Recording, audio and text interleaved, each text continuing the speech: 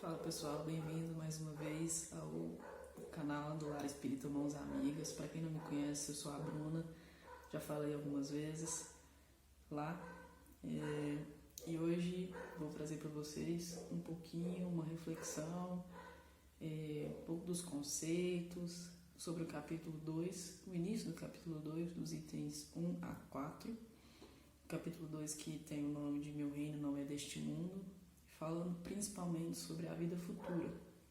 Então, trazendo uma reflexão, vamos falar um pouco de conceito e também aquela liçãozinha de moral que quem já me ouviu sabe que eu gosto de trazer, mas trazendo também para a nossa realidade, dessa parte que vivemos, mas entendendo o que é a vida futura.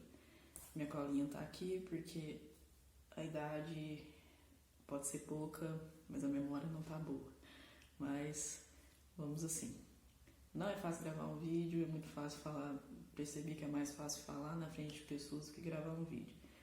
Mas desafios novos, então vamos com tudo. Então, o item 1 do capítulo vai trazer uma conversa entre Pilatos e Jesus. Mas eu já vou dar início no item 2, que fala sobre a vida futura.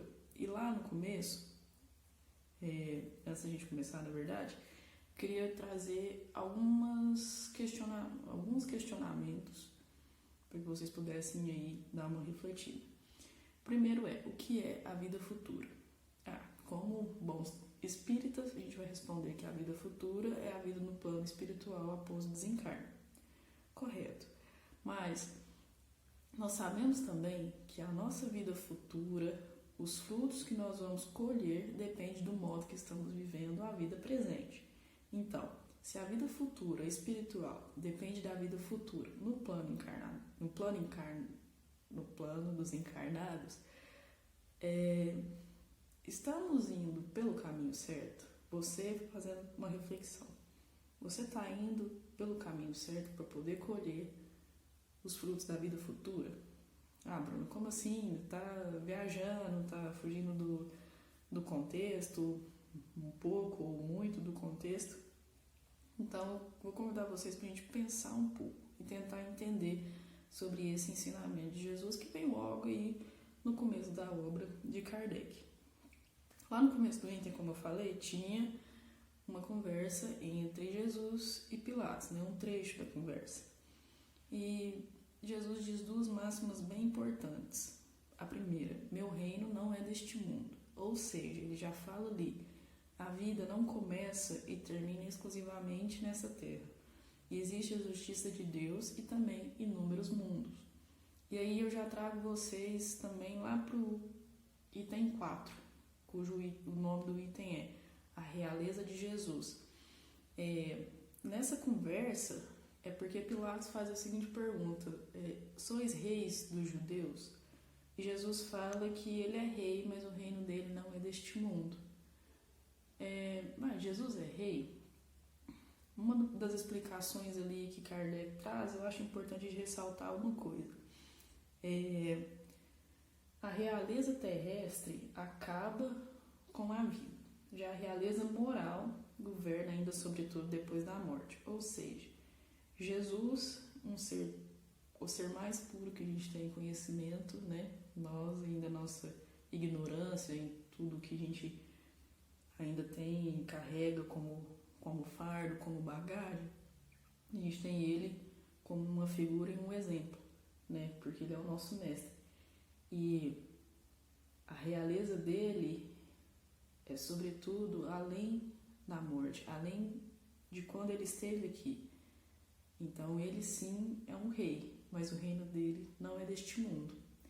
Então, na segunda máxima, quando Pilatos pergunta se é rei, a resposta é, eu não nasci e nem vim a este mundo, senão para testemunhar a verdade. Qualquer que pertença à verdade, escuta a minha voz. O que a gente pode entender? Em outras palavras, por mais que isso já seja um pouquinho claro, aqueles que creem, entendem e praticam a verdade, ou seja, os ensinamentos, encontrarão sua recompensa na vida futura. Dá para entender um pouquinho o questionamento, Então, se eu defino como eu vou viver a minha vida como um espírito encarnado, como a Bruna hoje. As minhas ações, se forem de acordo com o que Cristo nos ensinou, de acordo com a lei de Deus, aí eu vou colher a minha recompensa na vida futura. Isso é tranquilo, né? Mas então, vamos colocar nos pensamentos um pouquinho em ordem e entender melhor os contextos. Na vinda de Jesus, em meio aos romanos e aos judeus, existia uma ideia diferente e incerta sobre o pós-morte. Os judeus, e isso Kardec relata no item, eles acreditavam em anjos, eles acreditavam nesses seres privilegiados. Mas para eles, as recompensas que teriam das leis de Deus, trazidas por Moisés há vários anos atrás, era de recompensa material, recompensa pelos bens na terra.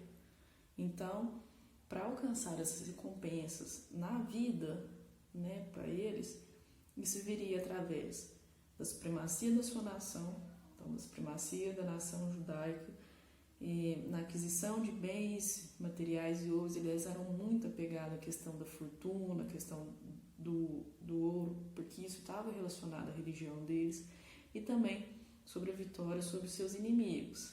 Então, conflitos, isso são uns exemplos. E tudo isso era bem visto aos olhos de Deus. Porque tragédia, pobreza, derrota significava castigo.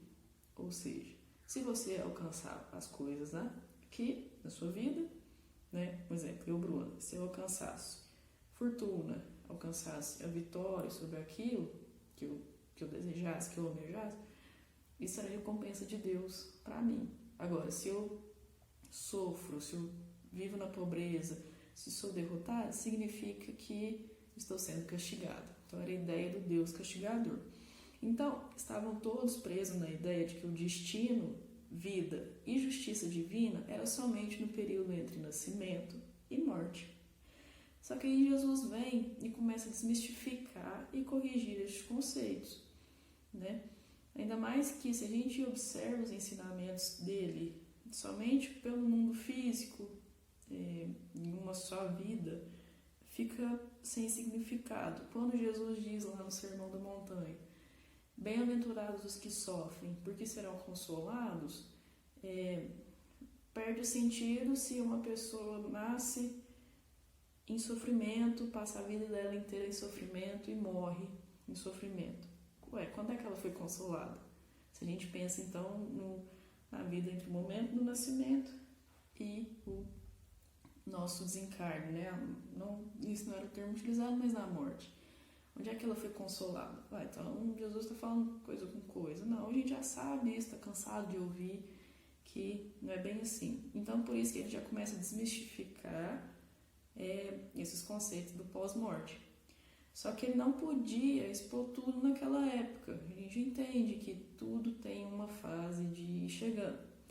Primeiro, Moisés, na libertação dos escravos, ele tinha que falar de uma forma que aqueles espíritos entendessem devido à sua forma de pensamento, de entendimento ali da época. Jesus também vem numa época que ele não podia expor as coisas todas. Então ele falava muito em parábolas, traziam termos como uma introdução para que hoje a gente pudesse entender melhor. E quando ele disse que havia uma vida futura, os cristãos, então, posteriormente, passaram a crer que há sim vida após a morte e que é nela que há a justiça divina. Só que, ao longo dos séculos, essa ideia ficou vaga e às vezes falsa, incompleta. E quer um exemplo? Nossa alma tem 2 destinos após a morte, o céu ou o inferno. E tudo depende da nossa conduta aqui. Só que é uma condenação eterna. Ou você vai para o céu ou você vai ficar eternamente no inferno. Então, não foi isso. Em hora nenhuma ele deixou isso dito, né? Isso escrito. Mas foi uma interpretação adquirida ao longo dos anos. Só que aí vem o Espiritismo. E entre outras coisas, né, entre todas as outras coisas, ele vem para nos explicar sobre essa questão da vida futura. E veio mostrar na prática, pois os espíritos vieram para explicar como estão e o que o fizeram estar ali ou na posição que eles se encontram, ou seja, há muito mais além da vida material. O Espiritismo nos mostra isso. Há muito mais, há todo um mundo, toda uma eternidade após a morte que não é definida ali entre dois extremos, né? Entre o céu e o inferno. E a gente não precisa focar somente aqui nesses da média de vida e 80 anos, nesses 80 anos de vida do homem na Terra. Então, dando um gancho para a reflexão, no começo da resposta, na resposta da pergunta 799 do Livro dos Espíritos, os espíritos, né, os instrutores vão dizer: a vida futura, não estando mais velada pela dúvida, o homem compreenderá melhor que ele pode assegurar seu futuro pelo presente. Então, eles vão dizer ainda mais: destruindo os preconceitos das seitas, castas e cor, ele ensina aos homens a grande solidariedade que deve uni-los como irmãos. Então, apesar de estar bem clara essa parte, vou ler de novo, que às vezes eu posso ter deixado um pouco não claro. A vida futura, não estando mais velada pela dúvida, o homem compreenderá melhor que ele pode assegurar seu futuro pelo presente, destruindo os preconceitos das seitas, castas, cor, ele ensina aos homens a grande solidariedade que deve uni-los como irmãos. O que isso quer dizer?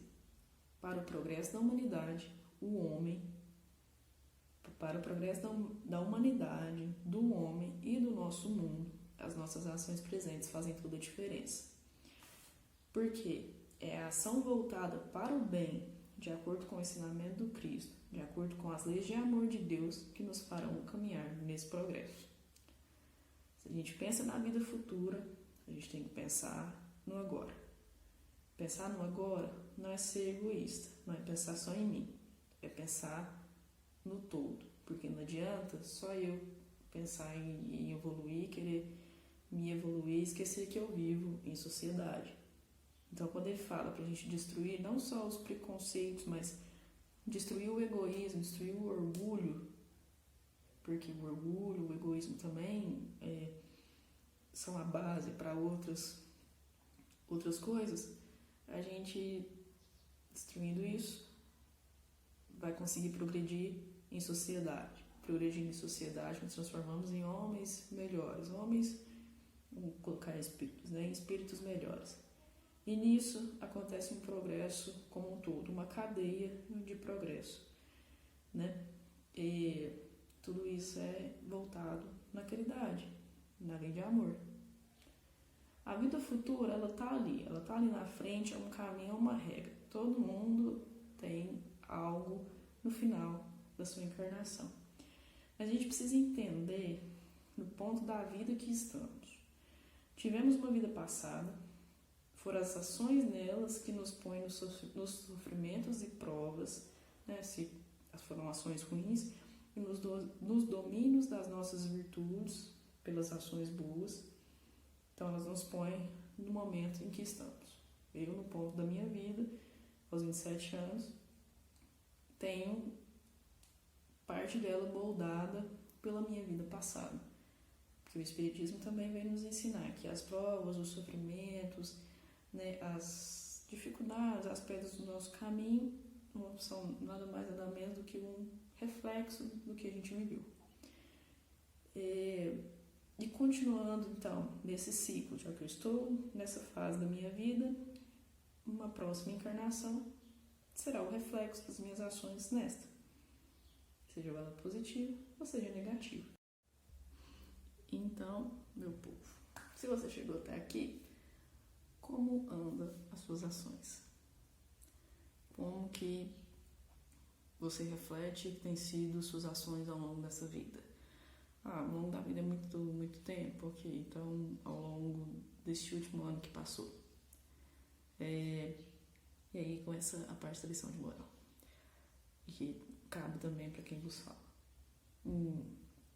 A gente está vivendo um momento bastante triste. Não vou falar que é um momento complicado, não. É um momento triste. Agora é o momento que está sendo gravado o vídeo, segundo ano de pandemia, mais de 260 mil mortos no Brasil. Muitos ainda estão doentes, tem muita dor, tem desemprego, tem fome, tem perdas. E aí, qual é o meu papel como cristão? Nós conseguimos enxergar as nossas ações como cristãos? Porque nesse momento a gente não pode ser indiferente. Também nós não podemos ser os falsos resignados. O que é ser falso resignado? É acreditar que... não é bem acreditar, mas usar termos como tá morrendo quem tem que morrer, isso já estava planejado, não posso fazer nada do que eu fizer agora vai mudar, esse sofrimento tinha que vir mesmo, e tal. E não é verdade, porque a gente não pode pensar assim. No começo do capítulo, lá no item 1, na conversa entre Pilatos e Cristo, Jesus fala: se meu reino fosse deste mundo, minha gente teria combatido para eu não cair nas mãos, teria combatido para me impedir de cair nas mãos dos judeus. Em outro trecho também, não nesse capítulo, mas avançando o Evangelho, a gente consegue achar. Jesus fala que no momento que os discípulos viram aquele que passava fome e alimentaram, foi a ele que estavam alimentando. Dando roupa aquele que estava desnudo, era ele que estava cobrindo, né? É a mesma coisa. É isso que a gente tem que entender agora. Cada irmão que sofre é como se fosse Jesus que estivesse sofrendo. Cada irmão que sofre é como se nós estivéssemos sofrendo. Porque nós somos a sua gente. E nosso dever é auxiliar, cuidar, proteger e orar por aqueles que sofrem. Não quer dizer que eu esteja numa situação melhor do que o outro. Eu tenho as minhas cargas e os meus sofrimentos também. E às vezes a gente clama por um auxílio. Mas se eu clamo por um auxílio, por que eu não auxilio o próximo? Por que eu sou indiferente à dor dele? Por que eu sou indiferente a tomar ações que vão refletir de uma forma positiva no outro? Então, a partir desse momento que eu tenho o cuidado com o próximo, é que nós, enfim, teremos o progresso da humanidade, e os espíritos colherão as boas recompensas da justiça de Deus na vida futura. Não cabe a mim entrar em detalhes sobre o porquê da pandemia, sobre o porquê que está acontecendo tudo isso e tudo mais. Isso envolve vários fatores. Além do que eu não tenho noção dos planos de Deus. Eu não tenho noção dos planos que eu fiz antes de encarnar. Eu não sei o que vai ser de mim amanhã, não sei o que vai ser futuro daqui a um ano, 2. Então não posso dizer o mesmo sobre como vai ser para a humanidade após esse processo. Mas o que eu sei é que eu tenho que fazer a minha parte. A gente estuda o nosso lar, lê o nosso lar, né, sobre o André Luiz, pensa muito nas bônus hora. E a gente tem que trabalhar muito aqui, fazer muita caridade aqui para poder ter bônus hora lá depois. Mas a essência do livro é diferente. É que ele teve toda uma jornada terrestre, passou um tempo no umbral, foi socorrido, chegou na colônia para entender e aprender que a sua boa ação, a sua caridade, o estudo, todo esse conjunto que vai te ajudar a caminhar, a progredir, né? E é melhor a gente usar um exemplo desses, de que a gente vem errando há muito tempo. Agora, vamos acordar e fazer o que é correto, fazer o que é certo. Minha mãe gosta muito de falar uma frase: sua consciência é o seu guia. E realmente, a gente não pode dizer ao outro o que ele tem que fazer. A gente tem que fazer o que a gente acha que é correto e no fundo a gente sabe que é correto ou não. Independente das nossas crenças, a gente sabe que é correto ou não. E a lei que a gente tem que seguir é a lei de Deus. É a lei de amor, é a lei de caridade. Jesus, então, traz pra gente aí, junto com os espíritos e junto com Kardec, que a vida futura existe, ela é uma coisa para todos. A vida, não tem vida futura, né? A vida continua. Mas como ela vai ser, depende da gente, depende do agora, depende das nossas ações. Então, cuidem-se, tenham fé em Deus, estudem, pratiquem o Evangelho, ajude o irmão, né, no sofrimento que ele tem, da forma que você julgar que pode ajudá-lo. Use máscara, lave as mãos, fique em casa se puder. E um grande abraço fraterno a todos. Que Jesus nos acompanhe, nos dê muita força, nos dê sabedoria, que a gente não encontre uma defesa na reclamação, mas que possamos ter muita fé de que as coisas vão caminhar para o melhor. E que é muito importante a gente fazer a nossa parte sem deixar os braços cruzados, mas sempre fazendo o melhor que a gente pode. Obrigada.